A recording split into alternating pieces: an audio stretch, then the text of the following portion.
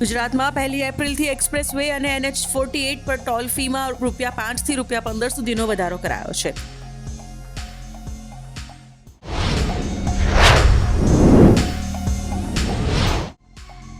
કોંગ્રેસ નેતા અને લાઠી સ્ટેટના રાજવી વંશજ આદિત્યસિંહ ગોહિલે રાજકોટ જિલ્લા કોર્ટમાં રૂપાલા સામે બદનક્ષીનો દાવો કરતા મામલો વધુ ગંભીર થયો.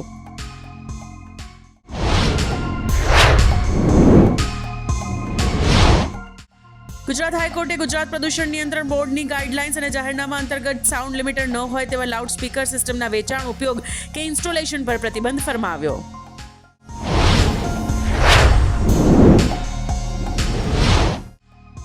5,000થી વધુ ભારતીયોને કંબોડિયામાં તેમની ઈચ્છા વિરુદ્ધ રાખવામાં આવ્યા છે અને ઘરે પાછા ફરવા તેમના પર સાયબર છેતરપિંડી કરવા દબાણ કરવામાં આવી રહ્યું છે.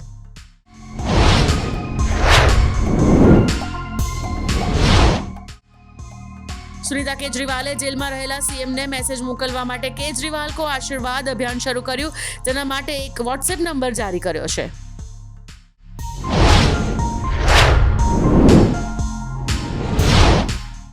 ગુજરાત પ્રદેશ કોંગ્રેસના મહામંત્રી અને રાજપૂત સમાજના પીઢ આગેવાન ડી રાજપૂતે કોંગ્રેસમાંથી રાજીનામું આપતા કોંગ્રેસમાં ભંગાણ થતા ગેનીબેનની મુશ્કેલીઓ વધી શકે છે.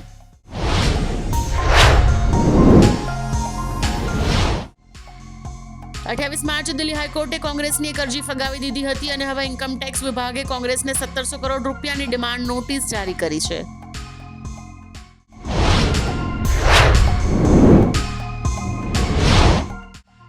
અમદાવાદમાં ડેરી ઉદ્યોગ અને હોટેલ સંચાલકો પર આઈટીના દરોડામાં ₹200 કરોડનું કૌભાંડ ઝડપાયું છે, જેમાં 1 કરોડથી વધારેની રોકડ અને 10 જેટલા બેંક લોકરો સીઝ કરાયા છે.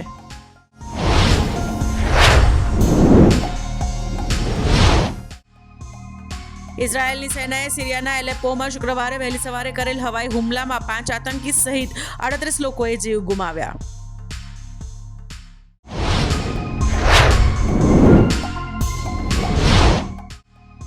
ગુજરાત સહિત આખા દેશમાં વોઇસ ઓફ મુકેશ તરીકે જાણીતા કમલેશ અવસ્થીનું લાંબી માંદગી બાદ શુક્રવારે અમદાવાદમાં તેમના નિવાસસ્થાને નિધન થયું.